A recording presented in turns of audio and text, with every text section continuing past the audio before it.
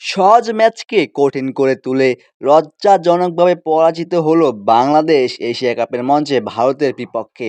মাত্র ১৬৯ রানের সহজ লক্ষ্য, সেই সহজ লক্ষ্য তাড়া করতে নেমেই বাংলাদেশ মাত্র ১২৭ রানেই অল আউট, পরাজিত হলো ১৪১ রানের বিশাল ব্যবধানে।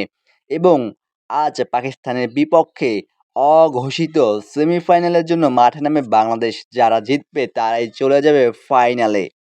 বাংলাদেশকে হারিয়ে ফাইনাল নিশ্চিত করে ফেলল ভারত প্রথম দল হিসেবে এশিয়া কাপের মঞ্চে।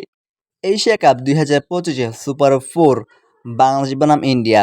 বাংলাদেশের বিপক্ষে আগে ব্যাট করতে নেমে ১৬৮ রান সংগ্রহ করে ভারত ৬ উইকেটের বিনিময়ে, যেখানে ভারতের হয়ে একাই ব্যাট হাতে তাণ্ডব চালায় অভিষেক শর্মা। ৩৭ বলে করেন ৭৫ রান ও ২৯ রান করেন শুভমান গিল এবং ৩৮ রান করেন হার্দিক পান্ডিয়া।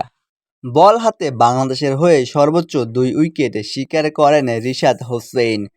১৬৯ রানের লক্ষ্য তাড়া করতে নেমে বাংলাদেশ মাত্র ১২৭ রানেই অল আউট হয়ে যায়, যেখানে বাংলাদেশের জন্য সর্বোচ্চ জয়ের জন্য চেষ্টা করেন সাইফ হাসান। তিনি একাই করেন ৬৯ রান এবং ২১ রান করেন পারভেজ হোসেন ইমন।